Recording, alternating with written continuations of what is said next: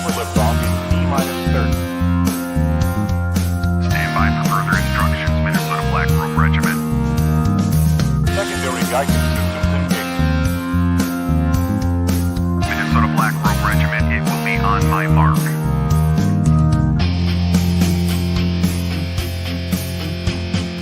All systems are a go. All systems are a go. Minnesota Black Robe Regiment, you are over the target. You are authorized to fire at will.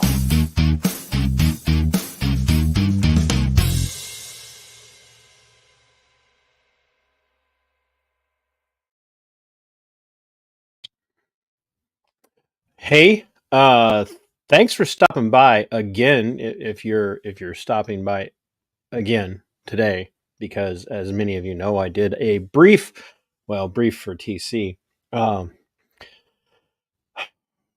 drive time dialectic on the way home, and I would encourage you guys to go check that out after you check this out. But right now, focus on this. This is the Minnesota Black Robe Regiment podcast, MBRR pod, if you will. And tonight, I'm going to be bringing in here in just a few minutes the inestimable, the really cool Rebecca Whiting of the Libertarian Party in Minnesota, who is on the ballot, ladies and gentlemen, for the Senate race here in Minnesota. She is challenging Amy Klobuchar and whatever vomitus that the Republican Party decides to put through the primary process. And this year, quite frankly, it literally looks like vomitus. It's pretty much all the options for Minnesota Republicans and their Senate candidate. I said what I said, didn't I? Yes, I did. I'm sorry. I've been telling people for years, the Republicans in Minnesota, the leadership is not interested in winning because they make too much money shilling for themselves, begging all the Republicans in the state to send them more money so that they can run candidates against all the people that they hate. And so far that's left us with Walz, Ellison, Simons, a House and a Senate controlled by the Democrats, Klobuchar, and what's the other one's name? Boy, I can't even remember right now. I got so many names in my head. But yeah, we just they keep begging for money, and the Republican donors keep giving it, and it's literally the definition of the sunk cost fallacy here in Minnesota. People are just so invested that they will just keep at it and get nothing on their return. Like if you did that at McDonald's or Taco Bell, you just showed up and they demanded more and more money for the cheapest meal on the menu, and then they gave it to you and it was like a stale tortilla chip, and it had like botulism on it, and you ate it and you got sick, you would go back and demand your money back. You would like sue. Well, not Republicans in Minnesota. They just keep giving no matter how sick the outcome is. So yeah, that's my rant. The views of the host of the show do not necessarily reflect the views of the guest tonight. I'll let her speak for herself when it comes to that. While we're at it, folks, please share this out, put it out on whatever social media platforms that you have and that you use. And because this conversation is not just about Minnesota. It is about Minnesota, but it's not just about Minnesota. It's about the duopoly. It's about the uniparty. It's about what they do to secure their positions. That's what they do. That's they work together to secure their positions of power or submissiveness. That's what the duopoly does. The Democrats have a role and the Republicans have a role, and from time to time those roles switch. But at the end of the day, no matter who's in which role, their goal in those roles is to do as much damage to the American Republic as possible while claiming they're representing the American Republic and advocating for democracy, which is a completely different conversation. I reject democracy, by the way. I just want everybody to know that. I hate democracy. Democracy is evil and it's hurtful. And I know there's people out there going to hear this and go, he just said democracy is evil? It's hurtful. I want you to think about that for a minute. Democracy is the majority rule. So the individual has no say in a democracy unless the individual joins up with a bunch of other individuals that they don't necessarily align themselves with so they can be on the winning side. So democracy, as we understand it in today's modern vernacular, is dangerous and evil. It's not out for the individual. It's not what's best for each of us as an individual. It's about the collective. And so we're a representative constitutional republic. And those things are incredibly important. So like the video or like the stream, share the stream, comment on the stream. If you haven't subscribed to the channel yet, do so. It is a must. It's a requirement if you're going to watch. And for my regular subscribers and viewers, if you haven't yet, there's this little thing on the screen on the channel that says memberships over by the community tab. Find a membership level, and there's like 4 of them. You don't have to go to the top. If you want to go to the top, there's some interesting perks there. You get to be called a show producer. You get to help be the producer of the show if you go to that level. But any support you can help me with, throw my way, will keep the electricity on, keep the lights on, keep the internet going, and all that, so I can keep giving you the wonderful content that you have become accustomed to over the last several years. And I want to show you the Father's Day present that I got right here. Just that's and I love it. I just hope both candidates have fun, and that's where we're at. So, folks, without any further ado, and there's been much ado, a lot of ado, I am going to bring on the esteemed Rebecca Whiting, homeschooling mom, combat veteran, decorated combat veteran of the Global War on Terror, and farmer, baker. Let's see what else this canner, muckraker, troublemaker. Wait a minute. What else is? Corraller of children and a husband. So, and I think goats. I think there's goats involved, and I know there's for sure cattle involved. So, yeah. Now, like, if she can't go to Congress or go to Senate and do something with that, like, if that's not enough for that would for right there, I would love to see her show up at Senate in DC with a chicken under one arm and a cattle prod under the other, because God, that would just imagine the work we could accomplish. Instead of Mr. Smith goes to Washington, and be Mrs. Whiting goes to Senate. I will write that screenplay. Rebecca, you were chuckling at me. Muckraker sounds like something that should be in a rock band. I think that is a rock band. Is it? I'm not sure. But yeah. Wait a minute. Hey, all right, Sean. Hey, checking in. It's been a while since I watched your video. Sean, you're fired. You're fired. Sean, you're fired. Oh, Brandon, hello. Thank you, Brandon, for stopping in there. And Jugalassus is here. Pat's here. AA, I don't know who AA is. AA is here. There was a Teresa here. I don't know if she's still here, but we've got a few people. So, folks, keep sharing it out. Rebecca, you full disclosure, everybody has to know that you and I we talk on a regular basis. We're not strangers, but everybody knows me well enough to know if the need arises, I will.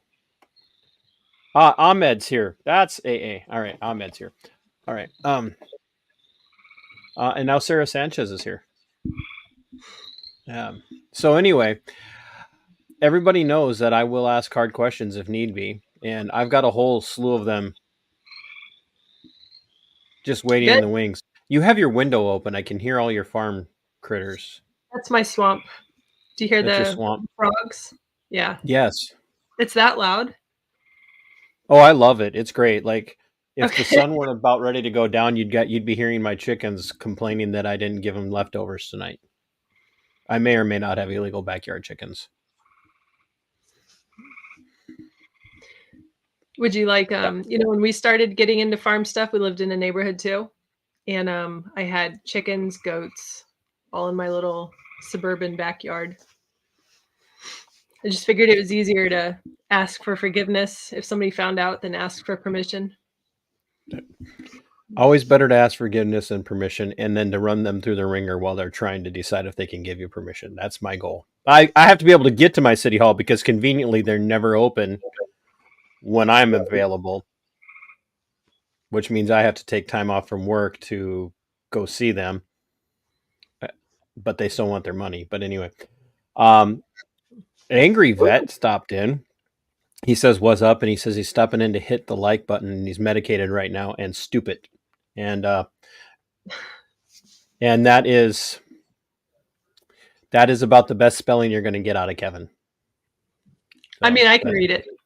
Yeah. So Angry Vet is, if you guys haven't followed Angry Vet, he is a wonderful supporter of the channel. He does a lot of work for me and I love it. And we're going to be working on an endeavor together. So if you guys haven't yet, head over and follow Angry Vet. Angry Vet, you don't have to talk, but you better not leave and you better share this out, darn it. Anyway, Rebecca, tell us why you left the Republican Party and the Democrat Party and became one of those weird libertarians. Because that's everybody's assumption. Oh, you're just an angry former Republican or you're moderate Democrat and doesn't want to be. Yeah. I've heard a lot of like, oh, you're just a, MAGA, like Trump supporter. And I get asked this, people assume that you came from someplace where you went to the Libertarian Party. And I didn't. I was never involved in politics before the Libertarian Party. In fact, my,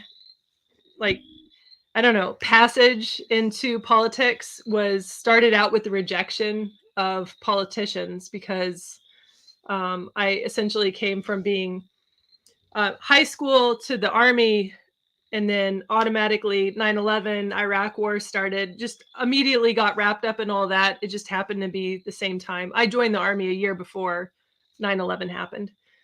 And so not really old enough to be paying attention to the politics of the country, just youth. And then Iraq happened, and what I knew of politicians was that they were causing unnecessary hardship for us while we were in Iraq, and I saw that firsthand. So I got into politics kind of through unconventional ways. Just, I don't know, and then automatically joined the Libertarian Party. That was first one. Very attracted to the idea of non-intervention, being anti-war, that kind of stuff. That was automatically one of the first things I gravitated towards. So, nope, never a Republican, never a Democrat.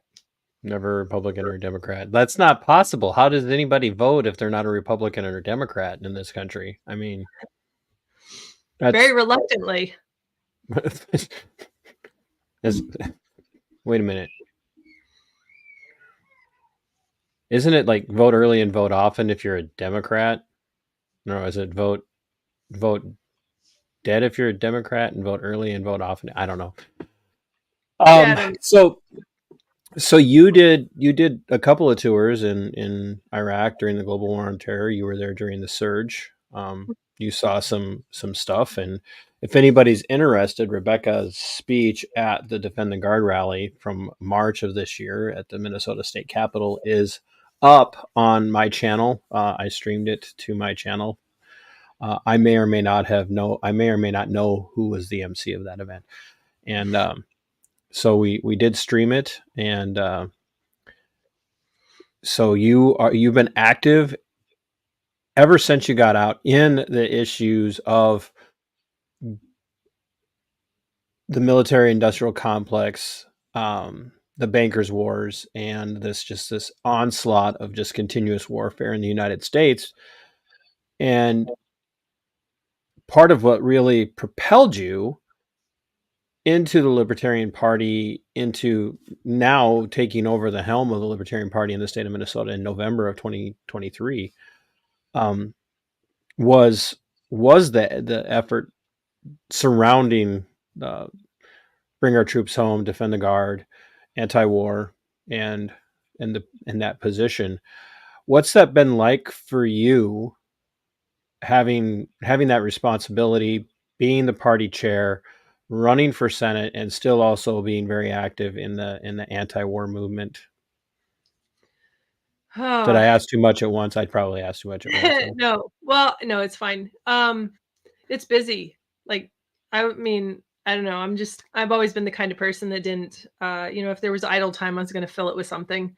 And now I have, I'm always doing something, whether if it's party business or if it's, now it's the Senate campaign. Prior to that, I mean, I have a farm, I have a home business, or I'm self-employed, small business. I'm active in the community. I'm active in my church. I mean, there's just like, I'm not the kind of person that just sits back and is like, hey, I've got 5 minutes to chill. I'm like, I have 5 minutes to chill. That means I should be doing something. And like, I fill it with something. So I don't know. I've just always been that kind of person. My mom would probably tell you that I was a very busy child, and that's only gotten worse as I gotten older. That hasn't gotten better.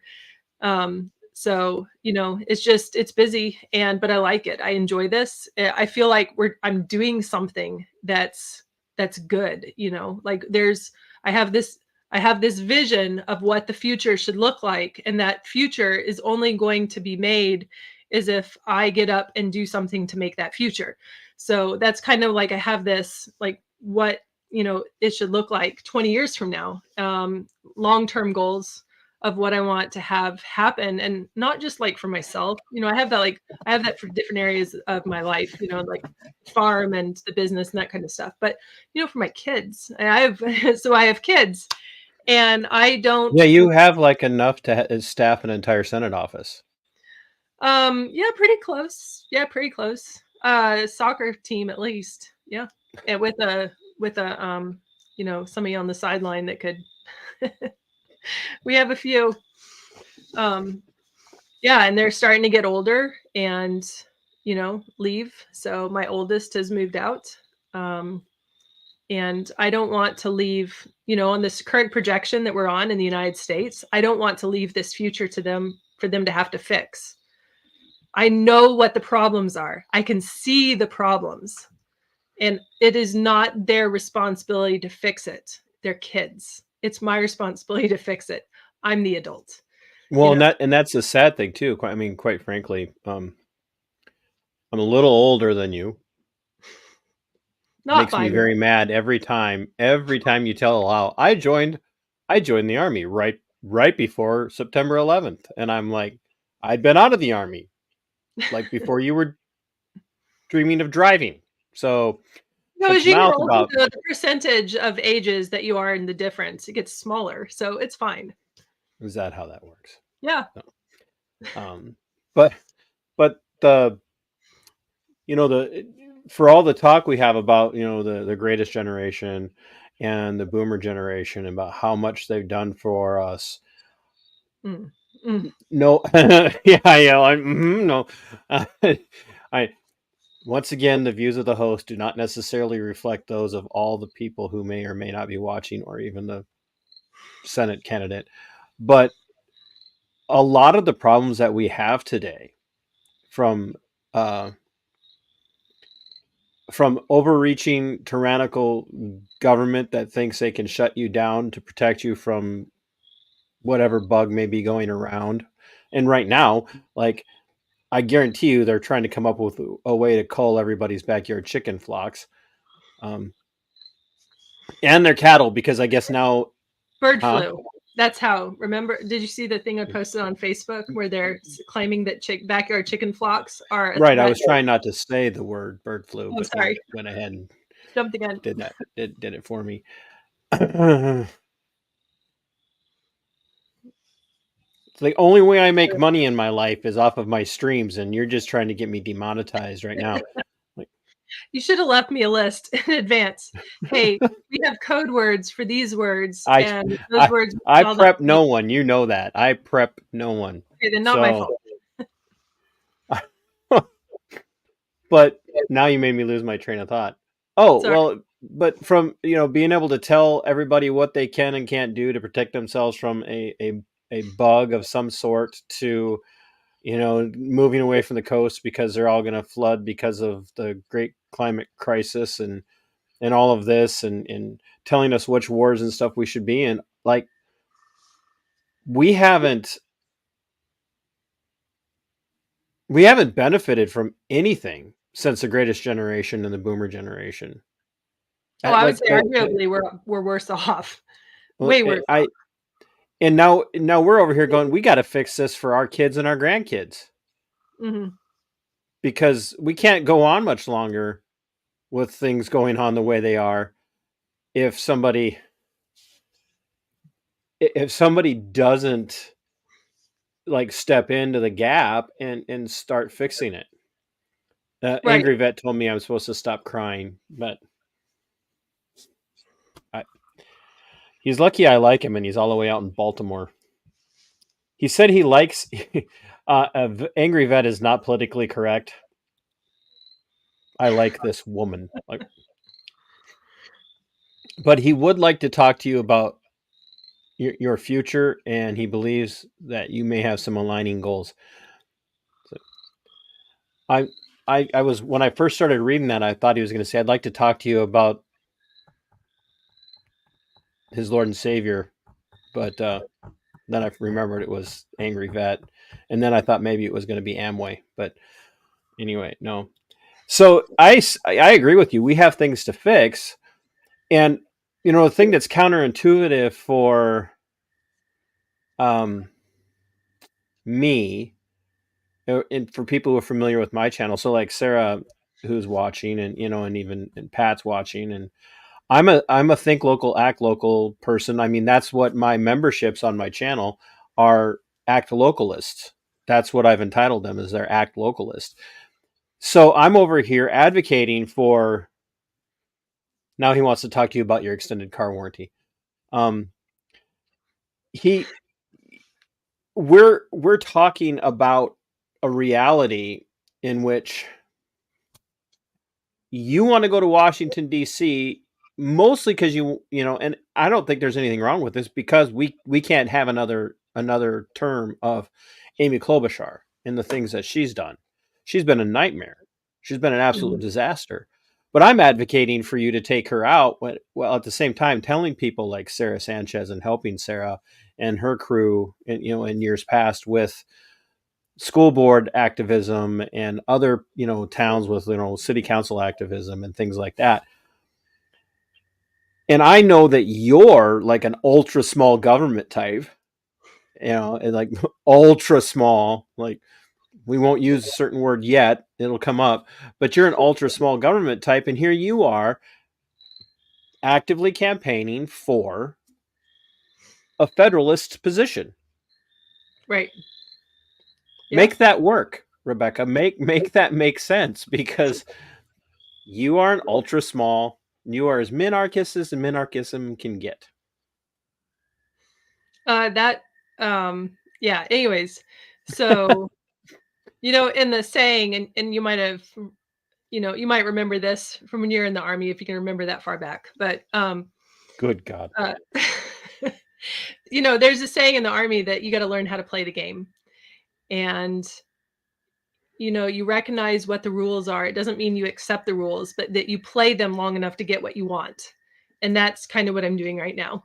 You got to learn how to play the game. you have a set of circumstances. You can't do anything to fix them. You can't change them.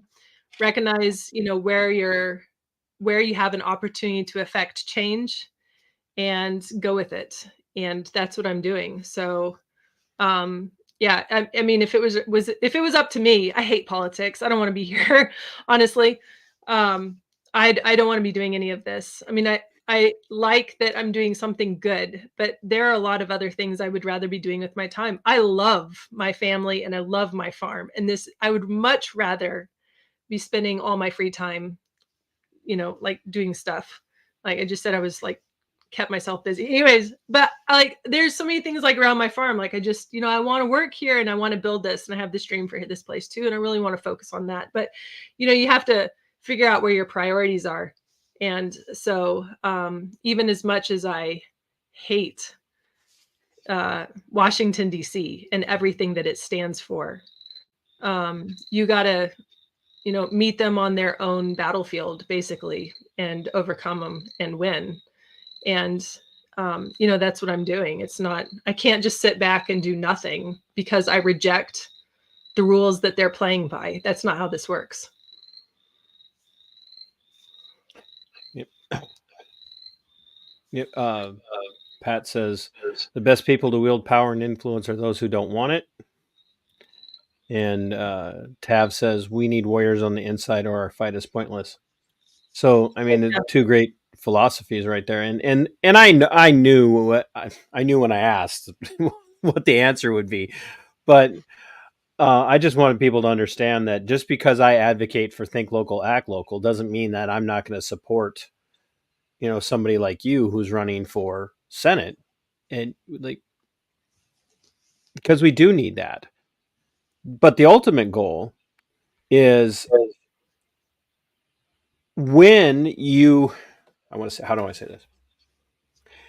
When you're doing think local, act local, and you have a candidate like you, Rebecca, who is in that same think local, act local mentality, who is an individualist, and you're supporting people who have that mentality, running for city council, running for school board, running for county commission, you're training them to move up to the next step and make room for other people who are following their lead.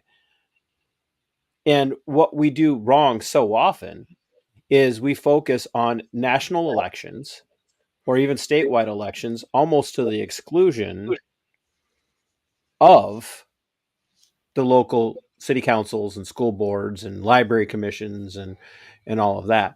And leave it to Bip Solar Bear, of course, to be the first person to super chat tonight with this. Rebecca, when you win, will you share your insider trading stock picks with us, and will you force him to tell us about the aliens? Bip? Really, Bip? Well, I'm curious about the aliens myself, actually. So, Bip, I'm disappointed. Bip, really, Bip? Like the first actual super chat question of the night is that Bip? I swear to God. Go stand in the corner, Bip. Leave this on, but go stand in the corner. I want a picture later of you in the corner. But so you're curious about the aliens too. There goes your campaign right out the window. Yeah. I mean, well, didn't they announce? It was a while back. I can't remember, but it was in the middle of all the COVID, the stuff. That there were aliens or something, and it was just kind of like, oh, now we've got aliens, and everybody's just like, yeah, well, we already knew that. Thanks for confirming. I can't remember, but anyways, he says sorry. Or Bip says sorry for $1.99. So okay, but you're forgiven. And by the way, you don't have to do a super chat to get a question asked, but the chat is kind of lively tonight, so it might be easier if you do have a question, if you could just throw something up in a super sticker or a super chat so I can see it, because the chat's got me going. The chat's got me almost rolling over here tonight. So, and of course there I am with wouldn't be an LP conversation without a question like that. So Bip, thank you for keeping the room tizzy.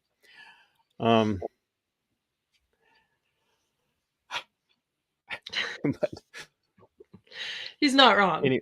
he's right. He's not at all. Sorry is worth more than that. LOL. Thanks, Skip. So, as the party chair in Minnesota and now the candidate on the ballot, how do you plan on down balloting in a positive way as you're campaigning for your own position?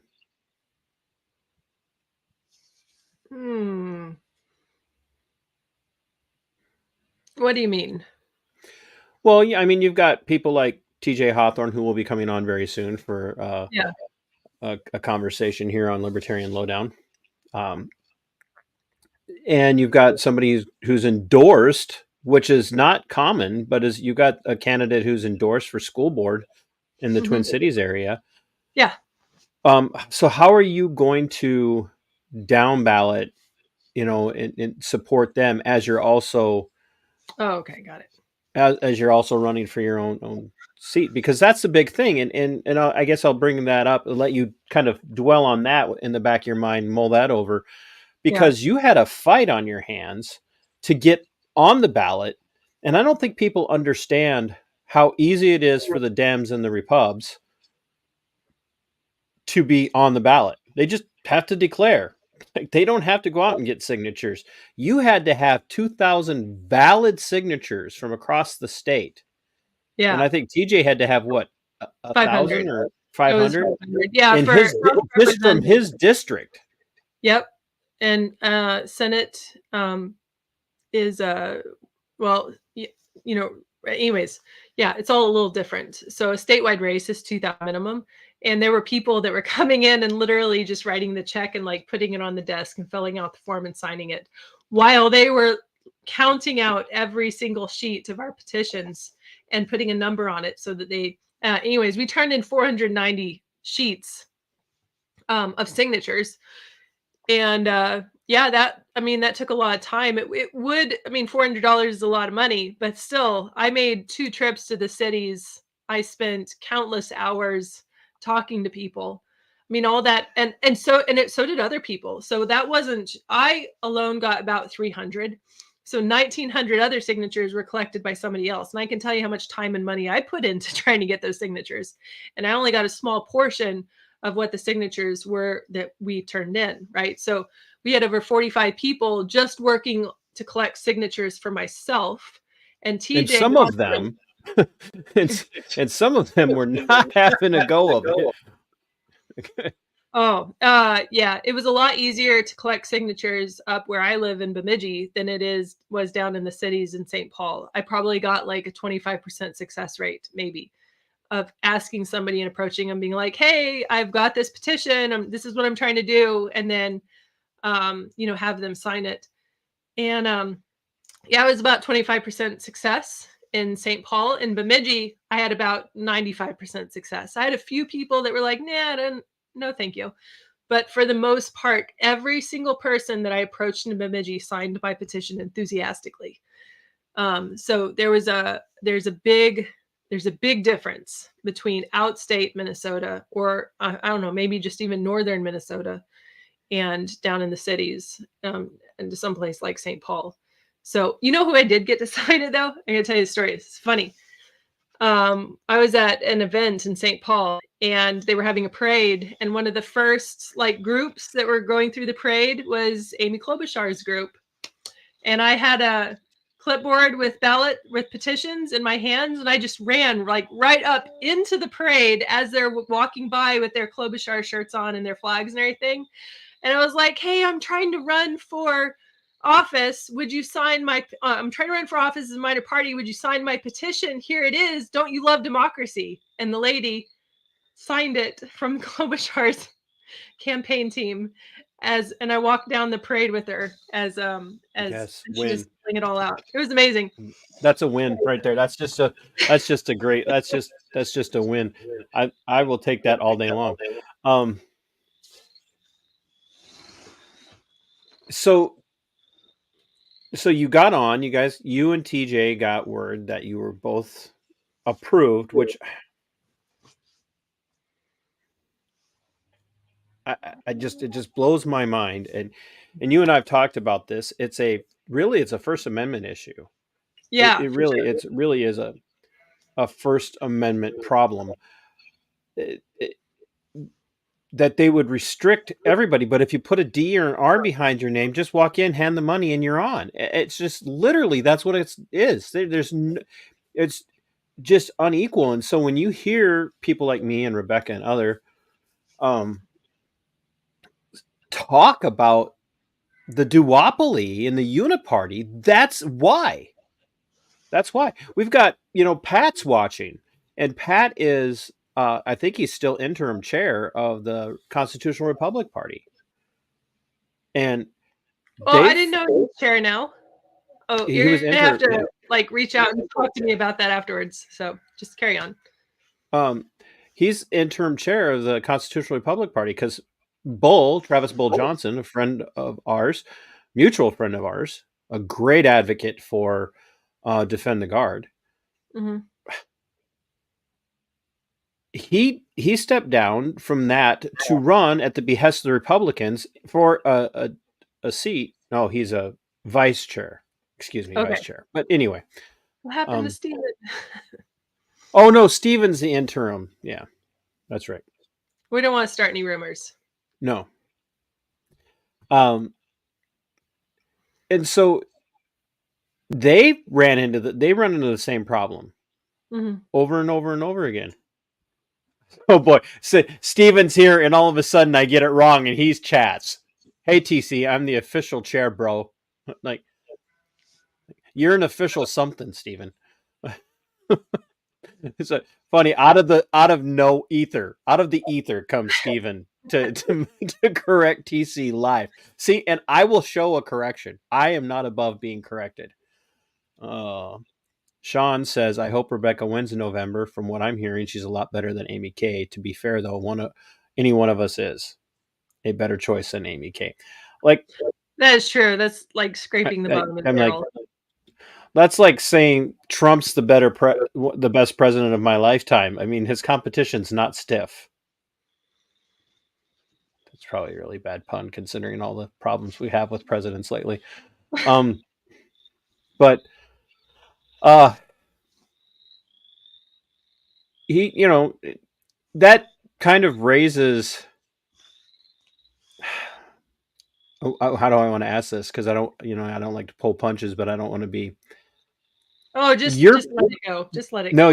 No, Sean's question or statement is great. You're definitely better than Amy, but you did not choose to run for Senate. First of all, it wasn't like there was a lot of pressure on you because there was another person who had talked about it and chose not to. And you still were looking for somebody else and finally realized no one else was going to step up and do it for the Libertarians. And so you stepped into that gap again and said, okay, I'll do it. You went and fought the battle. You're there the whole time acknowledging your chances of winning in November are minuscule based on Amy Klobuchar. Huh?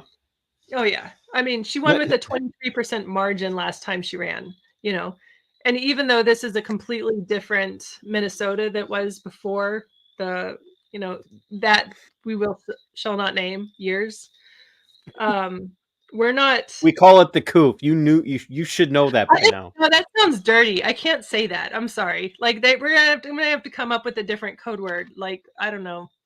I'll think on it and let you know. But I can't say that one either. That just sounds funny. Anyways, the fact is that Waltz and his administration, despite all the lockdowns, despite everything that they did in Minnesota, despite all of that, wiped the floor clean with their race for the governor. They took all the, the House, the Senate, the governor. They got all of it, even with all the lockdowns. So Minnesota is lost. Like that's just where we're at. Our battle is uphill. We are at the bottom. We have absolutely nothing left to lose. The Republicans are not going to put on a defense that we need they can't. They literally cannot. They They had nothing that they could do to fight the lockdowns. They never helped. They never stepped in and made a difference. They lost everything after that. But they Arguably promised more us a red wave in 2022. Yeah, that didn't happen. None of this is happening. None of this is going to happen. So we have absolutely nothing left to lose. I know what we are up against. And honestly, I think it's an advantage, because if you have absolutely nothing left to lose, you're going to fight with your gloves off. You're not going to pull any punches. That's right. You're not going to think twice about saying something, because like, I'm not worried about my reputation. I'm not worried about losing anything. If I don't win, I'm just going to go back and do exactly what I prefer to be doing anyways, right? So there's, people don't want what they have been given in the past. They don't want what they have been offered. If they wanted it, the Democrats wouldn't have won everything. The Republicans are not the answer. They never will be in this state. When something changes, it will not be at the hands of a Republican, because they cannot. So that's just the way how I feel about it. And that's not like just even me saying that's how I feel about it. Honestly, that's like just seeing all the scenarios, all the facts that we have, everything that's working, and just observing and realizing that the Republicans aren't the answer. We know what we're going to get with them, and that's a lot of nothing. What we get with them is Democrats winning. That's what we get. Well, I think I've been telling people for years that it's almost part of their strategy. And you heard my opening. It's like, it's just if they win too many races, then they can't campaign and go, look, we have to beat the Democrats so we can have control, because then they've already got control. People back off and go, like, what, we got it, so go fix it, and then they don't get anything accomplished, and then they lose, and they come back and they have to campaign harder, and it's like, campaign harder for me, daddy, is what it comes down to. And it's just, and then you look, and they talk about wanting outsiders to run for office, and I won't name one particular candidate right now, but their nominated senatorial candidate, it's got to make it through the primaries. And like, when you listen to the individual, nothing about him shows any depth. There's no substance. There's no philosophical grounding. It's just everything. It's just parroting the kind of the populism in and of itself isn't bad, but it's the current populist vomitus that he just parrots these things, and everybody just applauds, and they don't really listen to what's being said. Nothing that he says is small government. Nothing that he says is radically on the outside. It's because the Republicans aren't small government. Right. They never have been. They aren't. They're the party of the Bushes and the Cheneys and the establishment. They're the party of Lincoln. Yeah, it was never. Yeah. Anyways, they're a different type of big government. That's all it is.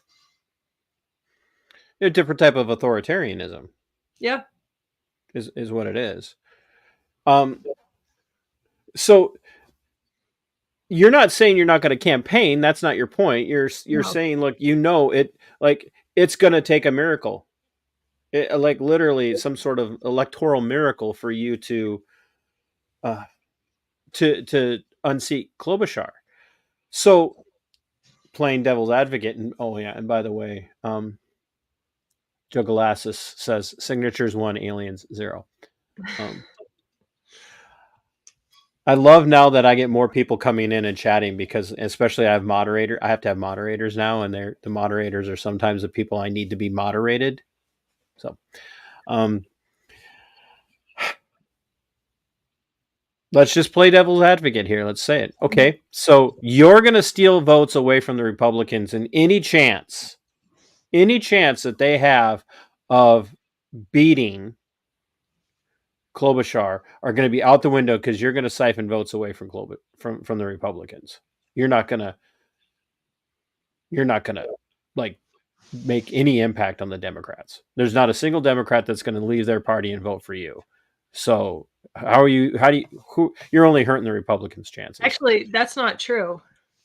We have people in our affiliates that have left the Democrat Party and have joined us. And it's because of our authentic stance that we're consistent in what we believe. And that's what people are craving. They're craving authenticity, and they're craving consistency. And they don't want to be politically motivated by an agenda that is, just looks to control people. And so we do have people that are leaving the Democrat Party and are coming to us. We do. We have people that are leaving the Republicans also for the same reason, because in the Libertarian Party, you can be who you are and believe what you want to believe, as long as you are not willing to use the government to enforce it. Nobody's telling you have to be this way or that way. So we do have people leaving the Democrats and coming to us. And as far as like taking votes away from the Republicans and ensuring a Democrat win, the Democrats we're going to win anyways.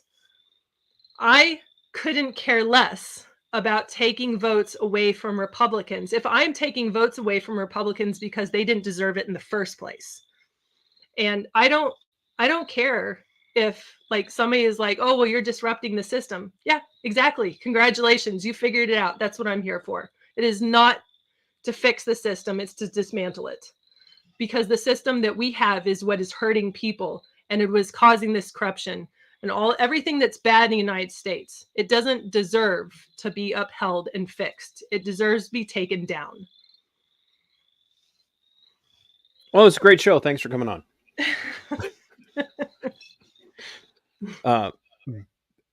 Bip says, Rebecca, if you're ever faced with a difficult decision, just remember, what would Bip Solar Bear do? Okay. And really, I guess we like. Okay, Bip, you're forgiven. The problem is I don't know if Bip even knows what Bip would do.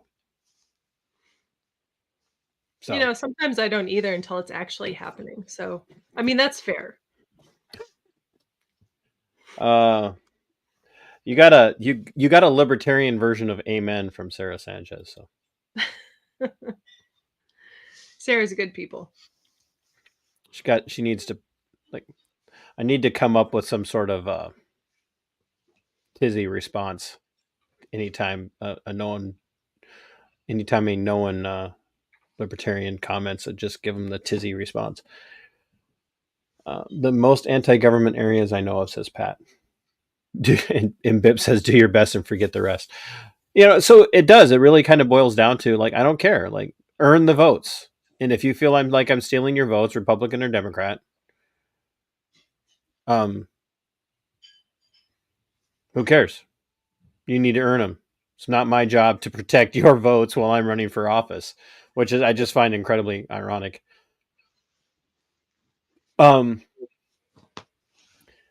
What is your platform? What are some of the planks on your platform, and how are you going to execute, so to speak? So we're running on a very, one that's going to really draw attention to what my story is. And my story is, like I've already kind of mentioned this. So I'm an Iraq War veteran. I was in the Army. I served 7 years. I was a medic. I was a medic during 2 deployments from 04 to 05, and then again in 06 and 07. In 2004, the area that I went to was the Al Anbar province in Iraq, which, if you know your geography and your history of what was happening in Iraq during that time, that was during the Battle of Fallujah. The Battle of Fallujah Fallujah is the sister city to Ramadi. Ramadi was where I was at. And then so we did a year there and then came home.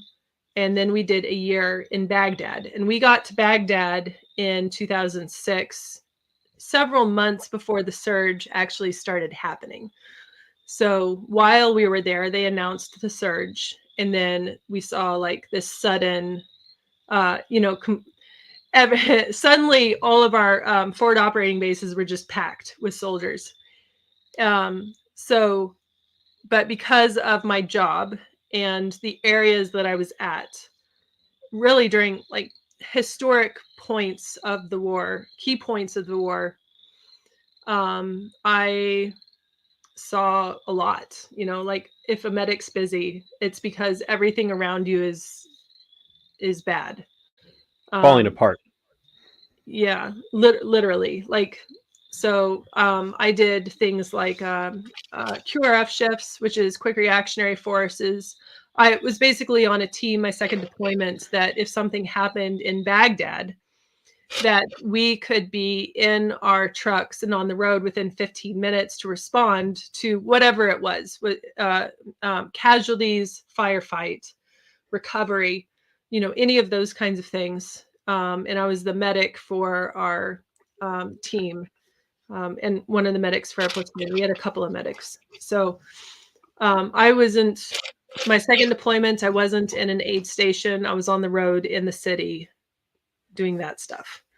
And I know, like, in my first deployment, same thing. I was on although we had 113s, so they're like a miniature tracked vehicle, like a mini tank, basically. It's just like a box on tank tracks. And our ambulance was on that. So we would go into the cities, set up the casualty collection points for the missions. We would do the stuff, come home. Our aid station was the busiest aid station in the entire theater, in both theaters, Iraq and Afghanistan. My brigade, for the first deployment, we were hit so hard that we came home under combat strength, and we held the record for casualties for the entirety of both theaters of war for the entire 20-year time period. And so that's where I was. And you're gonna have to repeat what your question was after that, because I went into this and my platform. Okay, so knowing that about myself, not like that's my story. Like I'm very right now we have Russia and Ukraine, we have Israel and Gaza. Tomorrow it's be something else. Tomorrow it could be China and Taiwan. Well, I mean, we've got Russian cruisers off of our coast now because we keep escalating things in Ukraine. So, I mean, what could possibly go wrong? The United States government has a history of fighting these proxy wars. This isn't new just because of Iraq and Afghanistan. This is just what I went through that kind of lit the fire in me to do what I'm doing now, So the military industrial complex, the selling out to the corporations, the government, the politicians selling out to the corporations that make the missiles and bombs to sell to the to do the whole thing and to keep the entire world under just a constant threat and chaos is really that's what I'm here for. And drawing attention with a story like I have in the background, like I have, like it's not just I'm not just out there and being like, oh, the military industrial complex is bad. Like I literally, because of my job, held people as they died because of the military industrial complex. When you have gone through something like that, it doesn't matter. Nothing else matters. Like this is righteous anger that as a result from that. And so that's my platform, is drawing attention to the military industrial complex, the failed foreign policies of America, the need for non-interventionist policies, the things, everything that we have to get the corporations out of the back pockets of the politicians. Like they're just from the top to the bottom, all of this is dirty, and it is us who are being affected by this. Not, do you know any politician that sends their sons and daughters to serve in the military? No, there aren't any. There aren't any. Because the people that serve in the military are the people from like our class people, like the blue collared, the kind of people that you're not born with a lot. There's a whole bunch of blue collar people right now that are very mad at you for lumping me into their class. Like we don't want him. So we It's just, don't. like when I joined because I didn't have, I didn't have a stable background. I didn't have somebody that was like, oh, it's a good job. We're going to help you in life. I had to figure it out on my own. And I used it as a way to try and, help myself with something, some stability, some discipline, some possibility. The military offered that, Right. but then 9/11 happened. So, like there's people like me from typically the lower income brackets, I guess I would say, that are, joining, that get wrapped up in this. And so like, that's the other thing, is to draw attention to the working class, is what I'd call us. The people that we work every single day of our lives. And what do we get for it? Do you have a retirement plan? I don't have a retirement plan. I can't afford a retirement plan. There's no hope at this point in time to be putting money onto the side. Because you're working all week for inflation. I mean, the cost of groceries keeps going up, the gas, all of these things. And it's not them that's being affected, it's us. So drawing attention to the problems, all of these, just the government that we have and the way that we have it, they failed us. And so that's the platform, the failures that they have given, the needs to the working class, freeing the working class, Mm-hmm. and the end the wars, the anti-war stuff, the non-interventionist, that we desperately need that, because Which, is really an interesting concept, because as you look around, the people that you're going to get the most pushback from on a topic like this, you used to be able to count on, being against the wars. You used to be able to count on the Democrats, the progressive left wing of the the old Democrats. hippies. Yeah, you used to be able to count on them to be on your side, and now they're like some of the most ardent, like, war hawks there are. When Yeah. we had the rally in St. Paul, you invited DFLers, and none of them agreed to come and speak. They're not And going to. They're paid off. They're yeah, doing what they're told. They're not going to show up and somebody tells them, "Hey, you can do and that. It's fine." and every sponsor willing, or every person willing to sponsor and carry the legislation for Defend the Guard in Minnesota is a Republican, is sitting in the House or Senate. But when you look around, especially at the federal level of the state, if there's one thing that unites these two groups, it's their love for war. They're just Yeah. absolute love for war. How they like it's almost orgasmic when they talk about it. Yeah, and you find that, it depends on where the war is at too. So you might have somebody that's like, "Oh, we need to go to war with Russia and to help the Ukrainians because, and whatever their reason is, that people are funny and they rationalize things for themselves." But then they're like, "No, we need to stay out of Gaza." That one, at least be consistent. Are the people suffering in those areas? Obviously they are. Should we involve ourselves, and should our government involve itself? Absolutely not. When the American government gets involved, it makes bad things worse.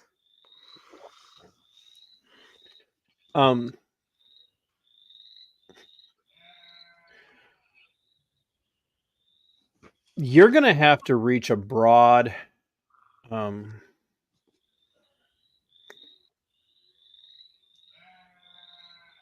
do I want to say this? You're going to have to reach a broad coalition of people to make even a dent in Klobuchar's voter base, or whoever the Republicans end up putting up. Who, I mean, Klobuchar is almost guaranteed to embarrass whoever the Republicans throw at her. There's a lot of pie in the sky hoping that they're going to find just the right person who's got all the, ticks all the right boxes. But you're going to have to really have that broad base,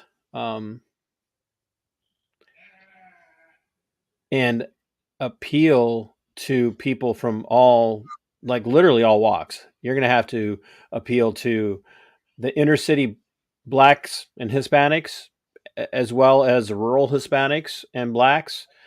You're going to have to appeal to white, mildly progressive people from the Twin Cities area, metro areas, and Rochester and Duluth and St. Cloud and places like that. You're going to have to appeal to people on the, there's a lot of talk in the chat right now about, res. You're going to have to appeal to a lot of people in a broad cross section. What's the message to the res, to the inner city, to the inner city African American and black individuals, the conservative Somalis who now have representation in the Republican Party of all things? What are you going to be able? What are you going to do to reach across that broad spectrum and be able to pull them in and say, look, it's an uphill climb, but if you vote for me, we're going to make a difference. And while you're thinking about that, Bip, you know what? I'm like, I wish I could find a way to make you an honorary channel member for as busy as you are with your super chats tonight. Thank you. Bip, you've been drinking tonight. Bip says, Google Mr. Money Mustache, shockingly simple math behind early retirement. Share it with the rest of the government. I'm a mustachian at heart. And he says, Bip says, I'm being serious. Now I'm curious, folks. So Bip just advertised for somebody on my channel. Does that mean I've got a sponsor? It's the big leagues now. got big. I'm in the big leagues. So what are you gonna do? Like you're way up north. I mean, not way up north, but you're up north. I mean, pretty much way up north. Yeah, you're up north, so you're surrounded. You not as much inner city, but you have a lot of res living in that area. A lot of natives and First Nation types. Like, what are you going to do to reach out to the res and at the same time bring in a guy like my friend on in the Twin Cities, Rev Christopher, or Brian Warfield and others who are in the more urban area and happen to be black and are kind of tired of the uniparty, the duopoly? What's a consistent message across the board for all of them? Yeah, I think that the libertarian message is pretty solid. Now, when people, I don't think it's okay, how am I trying to say this? I don't think the message in the Libertarian Party is the problem. It's a lot of times it's the label of the Libertarian Party is the problem, right? So like people are more hesitant about the label of the Libertarian Party than they actually are the philosophy behind the party. So that's one thing. The other thing is I was just thinking of a conversation that I had with one of my farm customers, basically.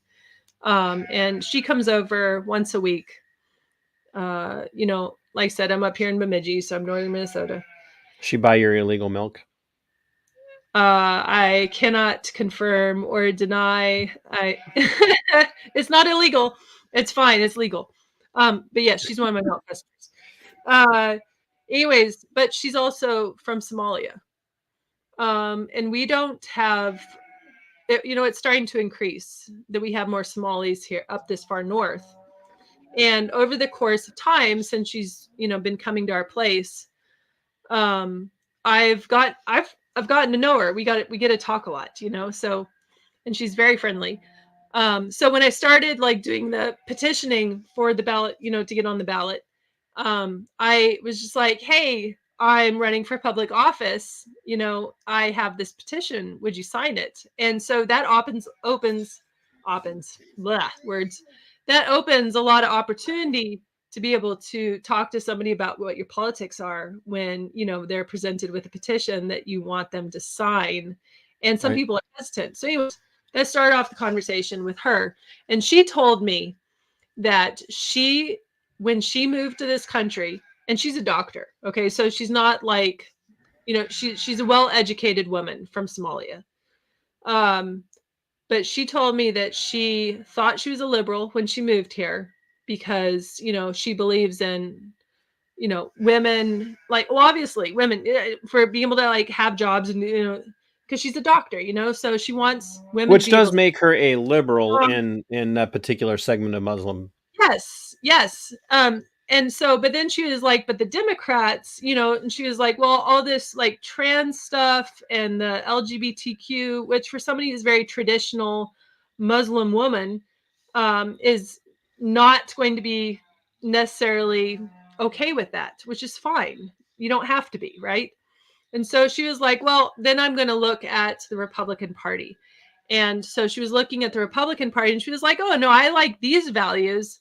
And then the war in Gaza with Israel started and all the Israel stuff. And she wasn't okay with that either, for the foreign policy and the just, sending bombs and missiles to Israel and that bombs Gaza. So she wasn't fine with that either. She was like, but so when I had the petition, I brought it to her and I was like, hey, this is what I'm doing. She wanted to know what party I was with. I was like, well, I'm with the Libertarian Party. She was never heard of that before. So I had an opportunity to talk to her about it. And, so but at that point, she'd already decided she couldn't be a Democrat or a Republican. And I think there's a lot of people that are in those positions that are, there's major things in both parties where they're trying to push ideology or, the war stuff. And so there are a lot of people that are just craving somebody to just be American. Like, they don't want to be Republican. They don't want to be Democrat. They just want to be American. They want people who are going to talk to them like a friend. They're going to be actually concerned with what they think and who they are and what they're going through. And they don't want to have to, they don't like, and that's really what it comes down to. So I feel like if somebody meets me and they're like, hey, we know this about your background, that's going to be the way that I overcome some of this. That's what I have to offer. I can't promise you free cell phones.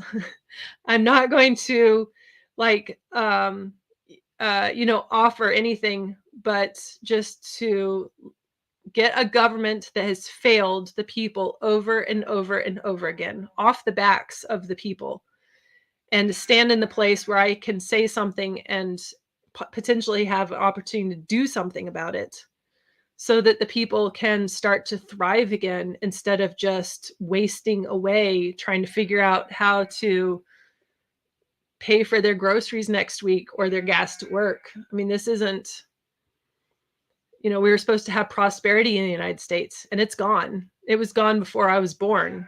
It was gone before you were born. All of those problems, the bureaucracy has penciled it out for us. You're Like getting me all emotional here.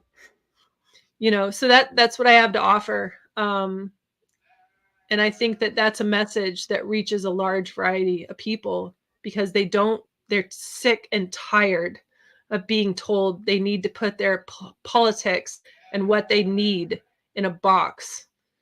Is it red or blue? Well, I reject both. You don't need to be either. Wow. Yeah. Holy crap. Like, you just won the election with that.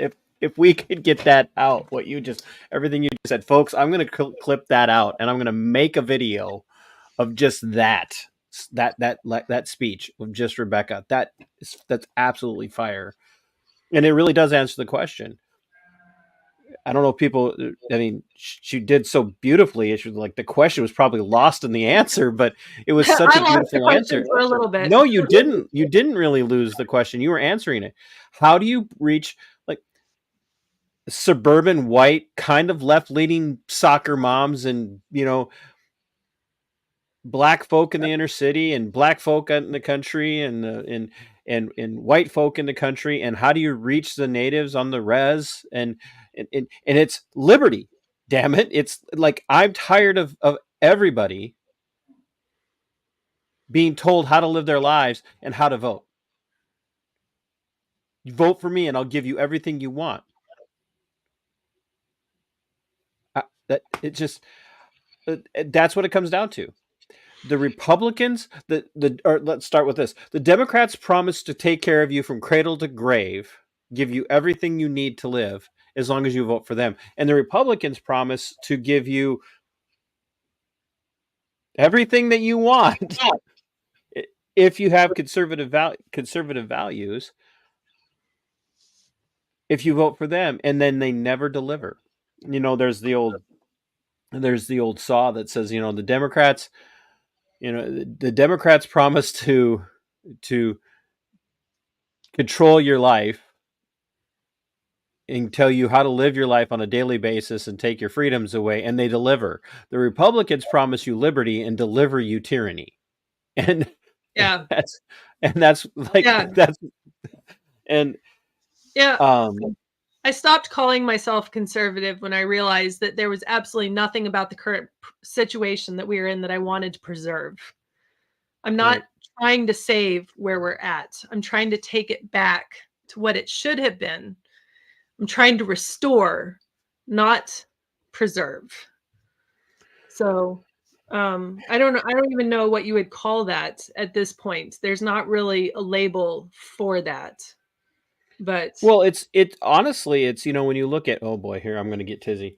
When you look at, Rothbard and Mises and others, and the inception of the idea of paleo-libertarianism, along with paleo-conservatism, like the reason why they had that inception of paleo-libertarianism was because libertarianism had so much in common with traditional conservatives like Burnham and others.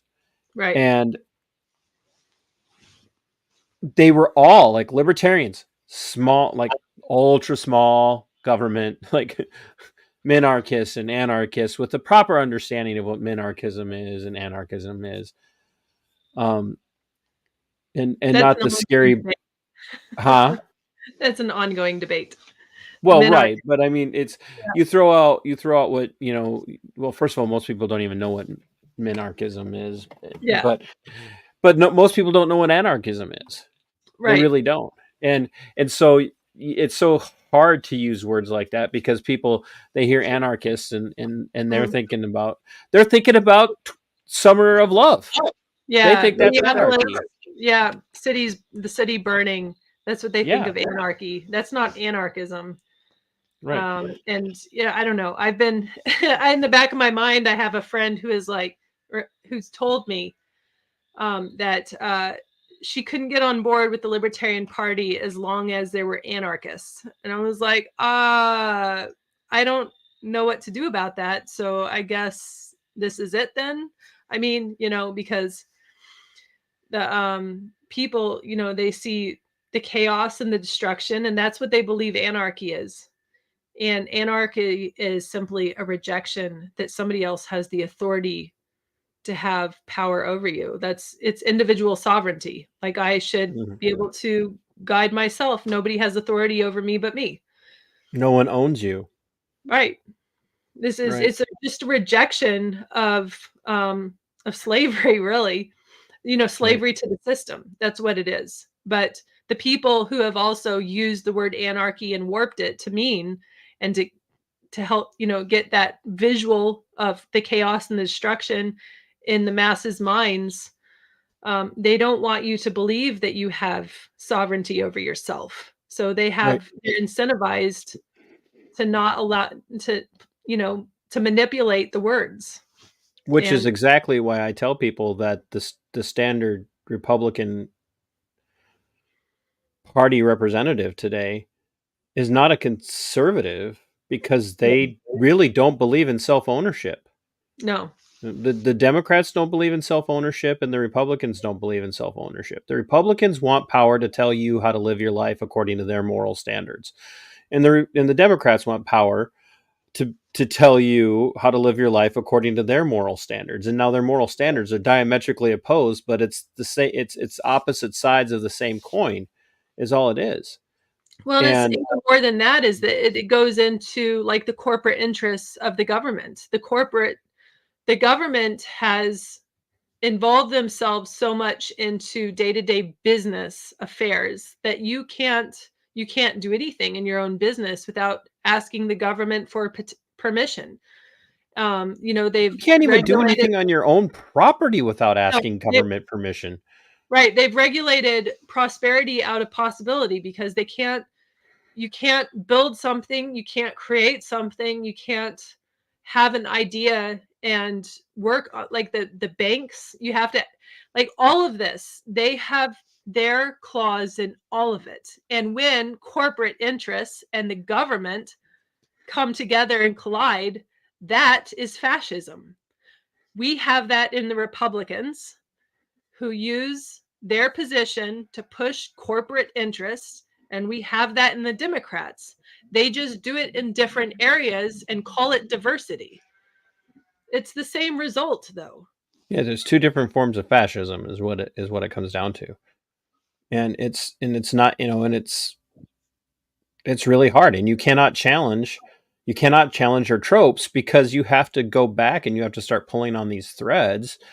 And I'll just go back to Lincoln, and most people know how I feel about him. And like, I was a Lincoln worshiper when I was a little kid. I thought Lincoln was the greatest thing in the world, and then I grew up. Public school kid? Huh? Were you in the public schools? Well, yeah, but I was a nerd too. Yeah, Because I but read, I mean, I read, and so they didn't care about what I read. I mean, I just fell in love with. I read every book I could get my hands on about Lincoln, just because. yeah, but Just for the be, most part, everything is pro Lincoln. Like, this is, but of course we live in a, I don't know. This is getting into well, yeah, that. we're getting We'll have tizzy. another one for that. We're getting tizzy is what we're getting. Yeah.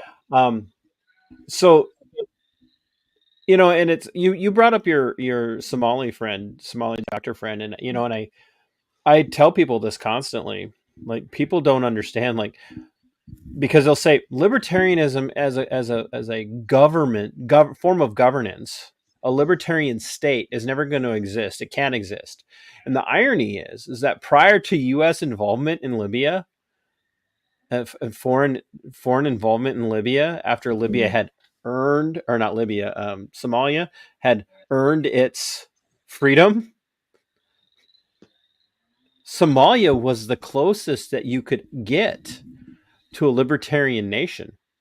They actually lived according to libertarian principles in Somalia long before anybody in the United States ever dreamed of trying to recapture that. And all of our founders were, for lack of better terminology, some variant of libertarianism. Oh, well, you don't break free of a monarchy that would. Like, what they did was, they were fighting against the king. That was illegal. It was illegal to fight against the king. And they did it at great risk to themselves. So they had to very sincerely believe in what they were doing. And That's especially, right. so like, people always, when I talk to libertarianism to people, they're like, oh, well, you're never going to have, like, a true libertarian society. That's never going to happen. That's fine. But we can't not put resistance and push back, because if we don't push back, then the authoritarians win. That's the opposite of libertarianism, is authoritarianism or statism. So I would call those people statists. And if we don't push back, then it just, the pendulum swings in their direction, and there is no resistance. And it's, so I feel an obligation that we have to. Anyways, it's fine if we don't ever have a pure libertarian society. I mean, if it was my choice, I would pick it, but we just can't not resist, because the opposite is statism. So I thought you were going to ask me hard questions this evening. Well, yeah, you're going to wish you hadn't said that because I'm going to ask you one really hard one right now as we get ready to close up because I know you're tired and you got to get up in the morning. I know today was baking day, and I'm wondering if you could make keto-friendly sourdough, by the way. I mean, That's not the hard question. I'm softening you up for the oncoming. I just got asked this recently by somebody else. I'm like, well, I mean, I guess, like almond flour or something, but then, to make bread, you have to have the gluten, and the gluten exists in wheat and grains, and you can't eat grains in keto. So I don't No, know you how to just make have that to work. eat a limited number of carbs. It's got less to do with the grains. It's got to do with carbs. So you could just buy the loaf of bread. You just couldn't eat very much of it at one time. You're missing the point of the sourdough question, Rebecca. You've officially lost me. You're on your own. Okay. So you're you might hang up on me. You are the chair of the Libertarian Party of the state of Minnesota.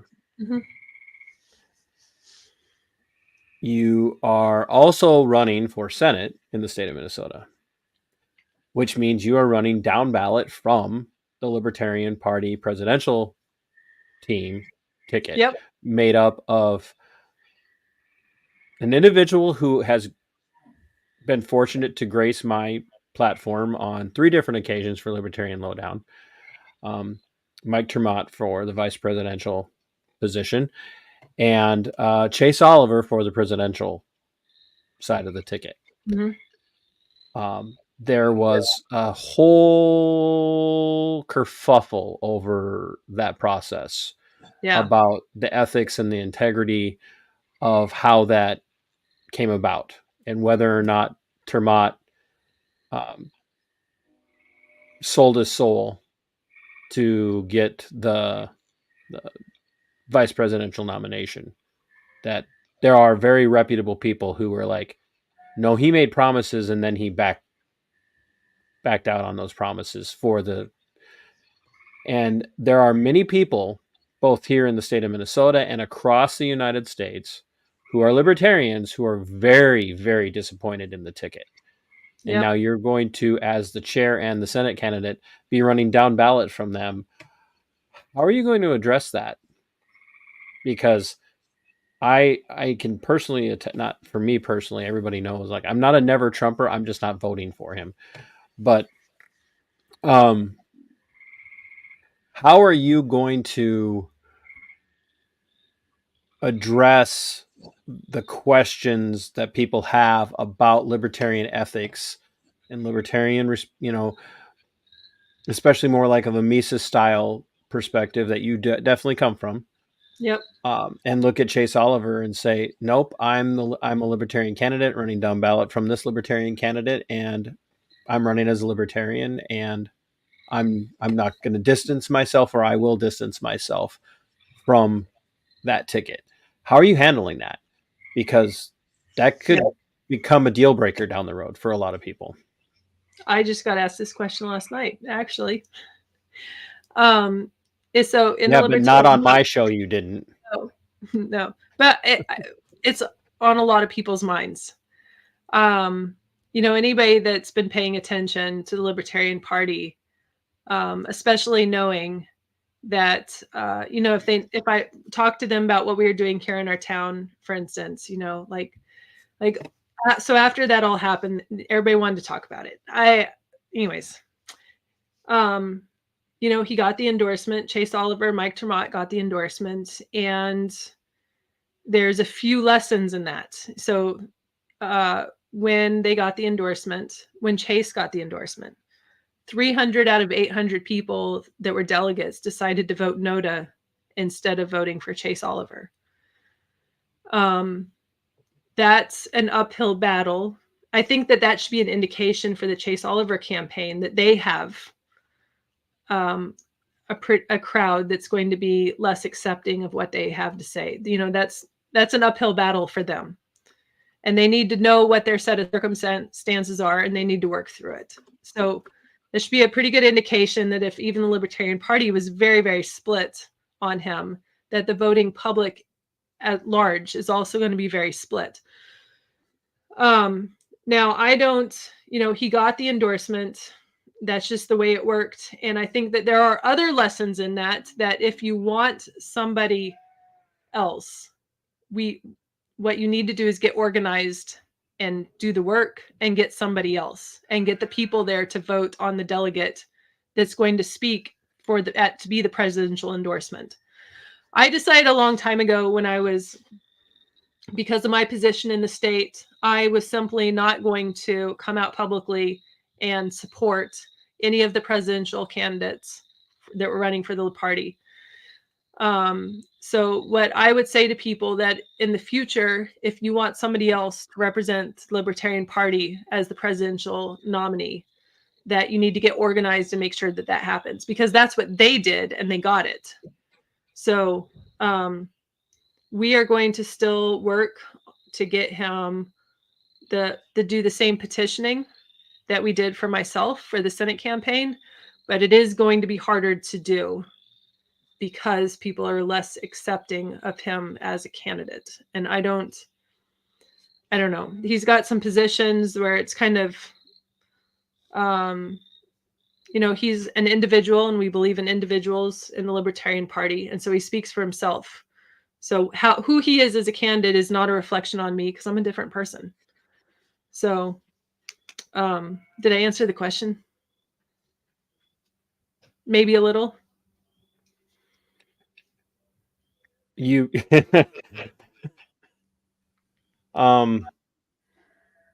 yes and no.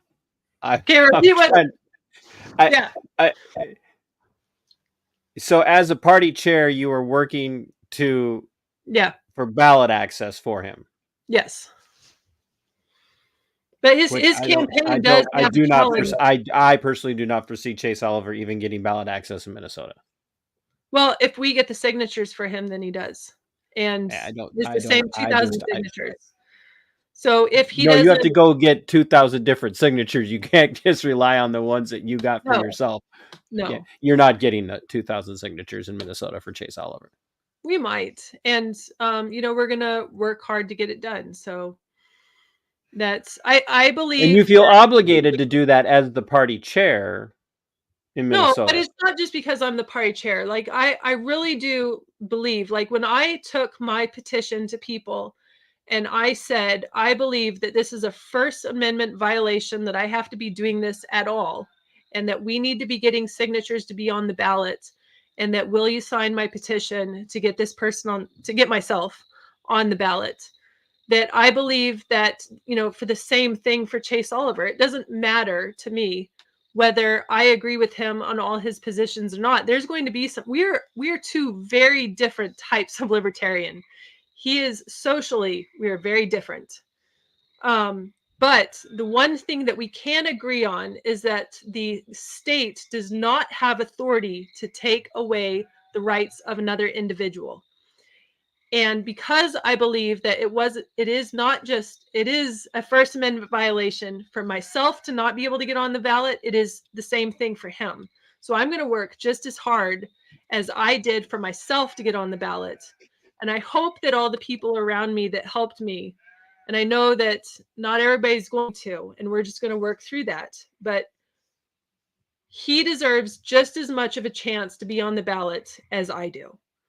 And it is his responsibility to, amplify the message that he wants to tell people, and whatever that message is, in the manner that he wants to say it. Now, because of the circumstances of this presidential election season, there are some pretty big wild cards out there, right? Like the Libertarian candidate was always going to have a lot of challenges and hurdles. It didn't matter who it was going to be, whether it was Chase Oliver or somebody else.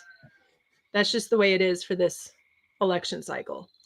But the responsibility is on him to do well and to be the kind of candidate that he wants to be. In the Libertarian Party, you do not have to support somebody just because they're a libertarian. I really want people, and this would be like my message, maybe my final message for this evening, is that don't support somebody just because of the party letter that they have behind their name, whether it's an R or a D or an L, but because you believe in who they are and what they stand for, and believe that they are sincere. And if they're just going to be some fake person to garner votes and that just votes in party line because they're a low IQ thinker, do not vote for them and quit settling. That's what's gotten us where we are today. Now, he has just as much of a right to be on the ballot as I do, and I'm going to work just as hard for him as I have for myself. And that's not because of, like a responsibility because of being the party chair, but because he as a human being deserves that level of dignity. And I'm not going to, if I'm going to do it for myself, I'm going to do it for somebody else, and I'm going to be consistent. So that's all I have to say on that. And that's going to be, because of my position and knowing, the mess, I guess, and the drama that's ensued from the national convention. That's what I believe, and I'm going to stick to it. And if it's hurt some people's feelings and I've stepped on some toes, people that had previously been allies, and I've had some people walk away because that's what I believe, but that's on them. That's not on me. That's a reflection of them. That's not a reflection of me. I have to be able to look at myself in the mirror and have respect for myself. And I am not willing to bend on my principles for any circumstances. Not an election, not a candidate, nothing. Thank you. I wanted to show. I knew there was fire in you. So just a couple of rapid fire. Would you ever vote to support sending money, troops, equipment to any foreign country under any circumstance that is not posing a direct threat to the United States? From the government? No, it's not the government's job. Because if the government's sending money, it's because they're taxing the people and they have that extra money, and the government should not be taxing people. Taxation is theft. It's never going to be anything different. So if country or people that are hurting and they need help, and there's a part of me that feels for people that are suffering, right? But that is not the government's job. There are a whole lot of organizations, private organizations, that can also fulfill that role and do it better than what the government could possibly offer.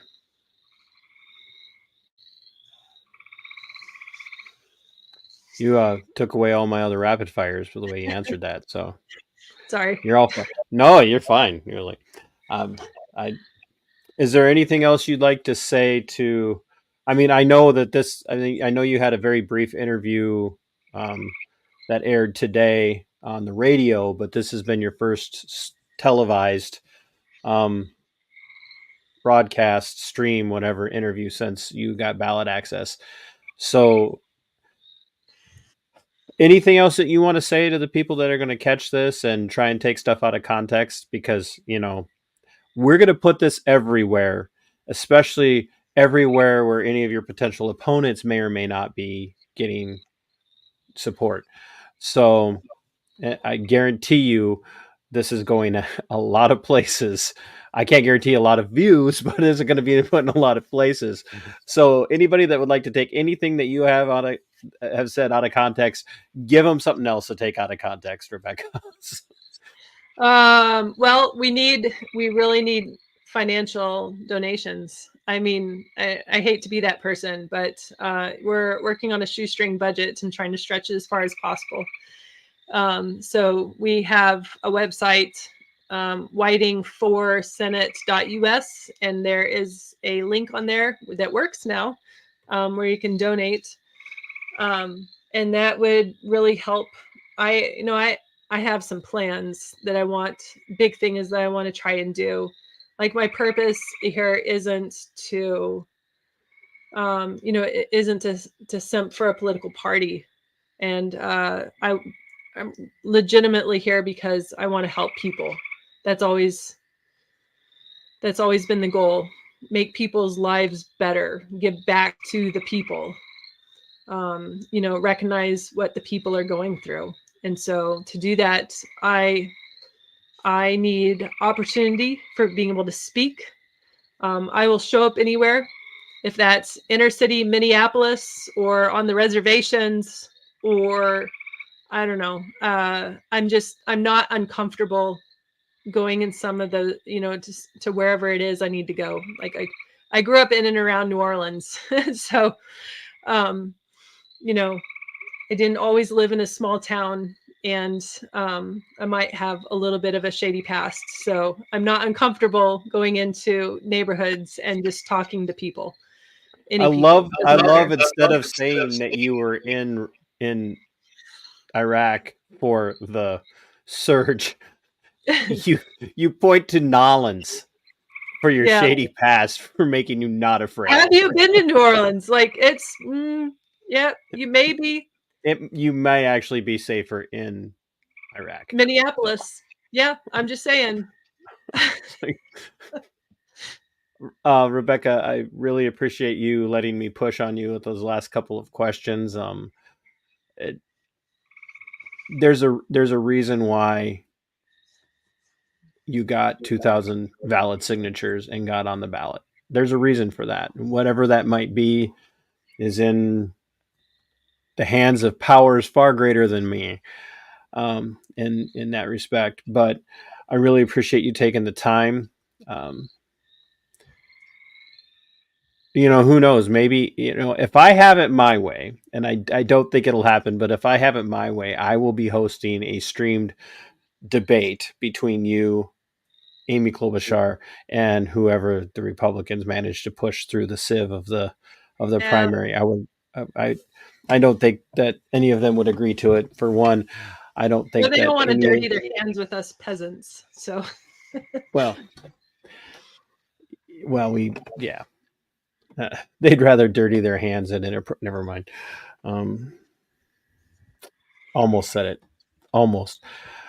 But I would love to be able to have you back on, but I know you got a lot of campaigning to do, and we're going to work on getting you down here in the southeast corner of Minnesota, just the most opportune times. And if there's ever any news you want to break or anything you got going on, you let me know and we'll get you back on.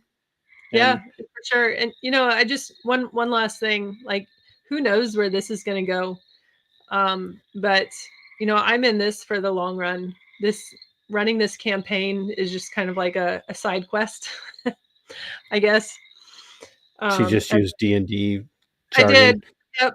I'm a product of the 80s and 90s, so I feel like I could do that safely. Anyways, like this could eventually everything changes. That's like the one constant thing in humanity, is that eventually everything changes. There's always an ebb and flow. The people versus the oppressors. Like that's just always how it is. And that's where we're at right now. This is our generation's, time that we have to stand up and do something about it.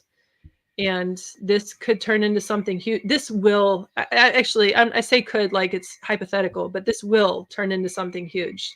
And maybe it'll just be a stepping stone for somebody greater, or an idea that's greater, or an energy that hasn't even yet materialized.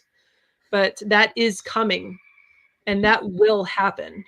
And that everybody that's here that helped start this was, part of ensuring the future. And you can't do that by sitting back and watching it happen. You have to get involved. Even reluctantly, we'll take it. But, this was always going to be a lifelong commitment for myself. And the risk of doing nothing is too great. The hope of what could happen is the motivating factor. So, I'm here. I'm not stopping. Even after this campaign is over, I'm not going anywhere. And this is just the way it's going to be. So anybody wants to argue about it, they can fight me. And but that's how I see it. So I'm going to share this last thing before you leave. You have no idea how big of a deal this is. Chad Catter says she almost makes me want to register to vote. She sounds great. You have no idea like you couldn't possibly even begin to understand how huge of a endorsement that is without actually endorsing you. Well, for Chad is a non-voter, like expunged his voting record. That's how much of a non-voter he is. He is like that's massive, and that's a huge tell. So Well, if you don't go out on voting day, you don't have to vote. If you don't vote for any other office but U.S. Senate, still, it's helpful. Everybody's helpful and everybody's necessary. So, and the link to your website is in the description, and that'll take people to the donation page. yep, whitingforsenate.us. And they can find you on Twix. Yeah. Yeah, I'm not very good with Twitter, but it's there. And Facebook. Yep. And actually, Facebook, like sending me a friend request would be good too, because there's a lot going on, and I'm not always good at keeping up with social media. But if anybody wants to keep up with my social media for me, I might have an opening. She may or may not be looking for a publicist. I'm looking for a few things. If you want to get involved with the campaign and kind of help out, and you have time. Yeah. Yep. And no one has an excuse to say they don't have time, considering everything Rebecca told us about what she has her hands into. So, yeah, master multitasking. I can teach you my secrets.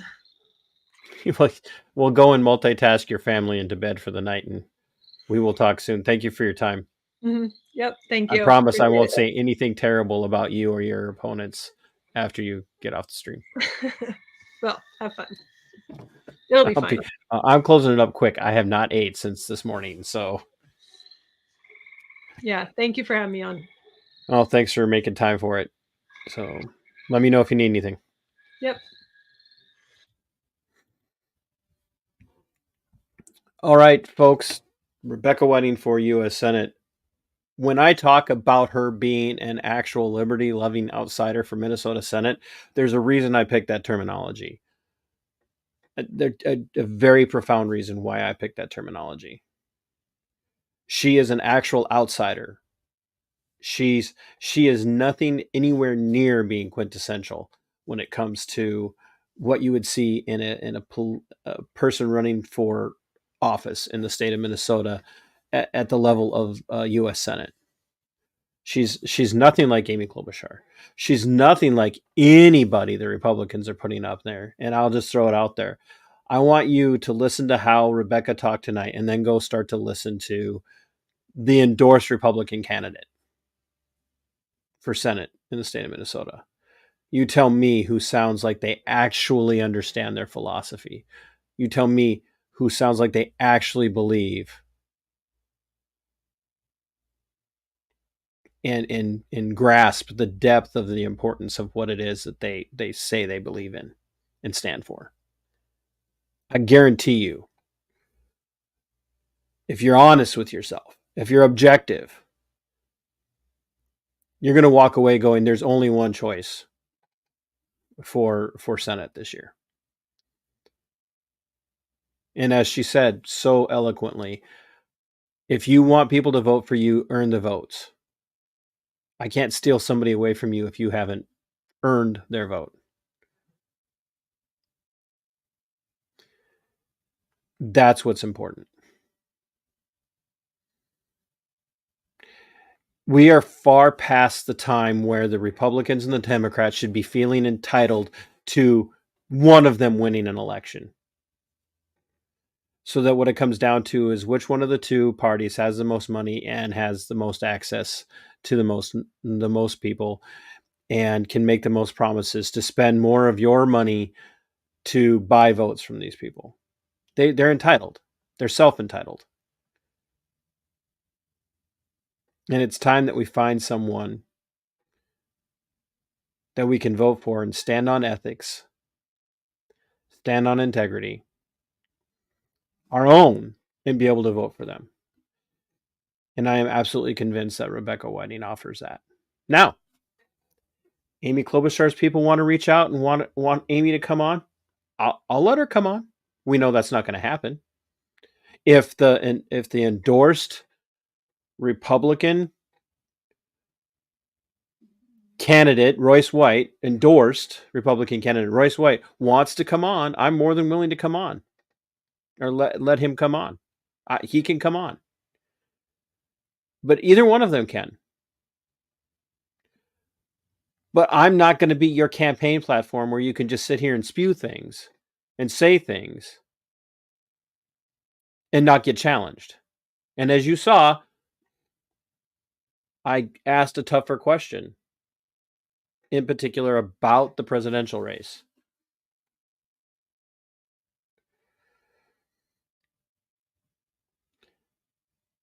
I'm not afraid to do those things. But see, the thing is with Rebecca, I just, honestly, she didn't say anything that needed a lot of pushback tonight. Because everything she said is about you as an individual. It's about what's best for you as an individual. And that may be different for each and every single person in the state and across the republic. In fact, it's going to be different because not one of us needs exactly the same set of things. But what we do need to be exactly the same for our things is the freedom to live our lives the way we see fit, the way we determine what is best for us as individuals. And there is no other candidate running for House, or excuse me, for Senate, for U.S. Senate. No other candidate in Minnesota that's got that focus. They all have an agenda. And it's about their party. Rebecca's platform, her planks, are about what's best for you. Because you determine that. Share this with the people that you know. We honestly don't know how much airtime Rebecca's going to get. I have committed to helping with some of that if I can. I don't know how far we're going to get. But we need you guys to share this out. Even if you go in and you want to cut something out that you think was really profound, I don't care. Do that. Point people back to the channel so that they can hear the whole thing. But if there's something that you like that she had to say, clip that out. Screen record it, whatever. Share it with whoever you want. Point them to the whole show. But more importantly, point them to Rebecca. Get the message out for her. And let's put pressure on some of the mainstream Republican type, conservative types to get her on. And some of the mainstream leftist types to get her on. Because I guarantee you, once she starts promoting her message of individual liberty, people are going to listen. They're absolutely going to listen. And that's why the Dems and the Republicans are going to try and shut her down. They're terrified of this message. They're terrified of the things that Rebecca said tonight. They're terrified of people with principle and ethics that'll stand on it, even if it's not popular. Those types of people terrify them. They'll make all sorts of excuses for a person that blathers on about, their experiences in life, in the sense of, I led this march, or I led that march, or I did this thing, or I did that thing. They don't like people of actual action. And they really don't like actual outsiders. Rebecca's a person of action, and she's an actual outsider. And she's not afraid to answer tough questions. That any of you should be able to respect.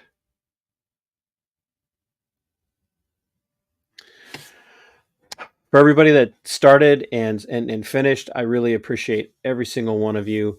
I honestly cannot say thank you enough to Bip Solar Bear. Bip, for as much as you super chatted tonight, you might as well just go pick a channel, pick a level of membership, and join the channel as a member. It might actually save you money. But You'll have to message me and tell me about this Mr. Mustache. You know how to get a hold of me. And for everybody else that watched and commented and excuse me, PC's tired and hungry. I went out and did 5 miles in record time for me in the last year tonight before I started the show, and so I'm about 2 pounds away from getting within 8 pounds of my stated goal for weight. So keep your fingers crossed, people. But anyway, I really do really respect. Well, Bip, seriously, dude, bro, like, are you medicated tonight? Oh, but I really do appreciate it, and I actually and don't think, folks, that just because Bib's doing that, he's, like, I don't appreciate all of you. I appreciate every single one of you. I'm very good friends with quite a few of you. And I really appreciate everybody tuning in and sharing this out. I say this pretty much every time I do a video now. I literally don't do this for me. It would have been so easy 4 years ago to stop doing this. When they first came to me and told me, you need to stop doing this. But I'm a stubborn goat. Might be why I get along with Rebecca a little bit. But you don't get to tell me what to do when what I'm doing is not hurting anyone. And I don't do it for the money. I do this for you guys, so that you have a voice out there, and to encourage you to do the same thing.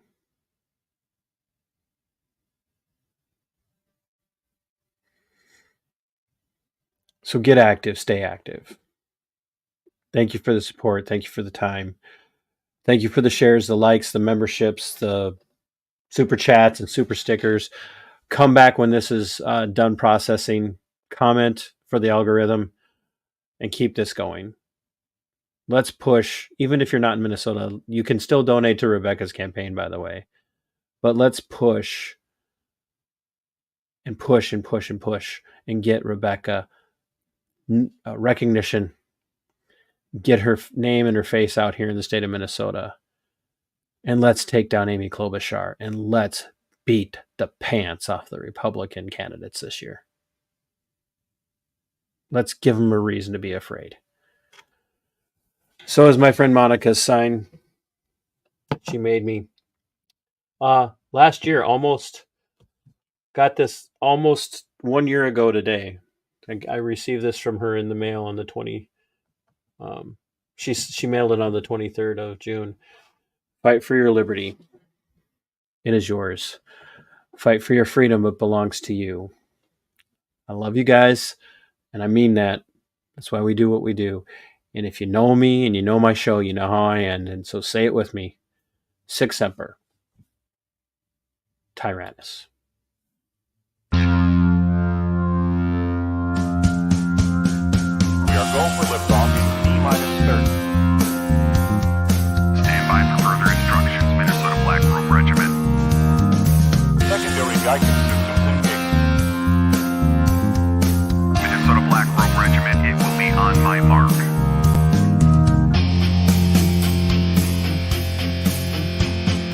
All systems are a go. All systems are a go. Minnesota Black Robe Regiment, you are over the target.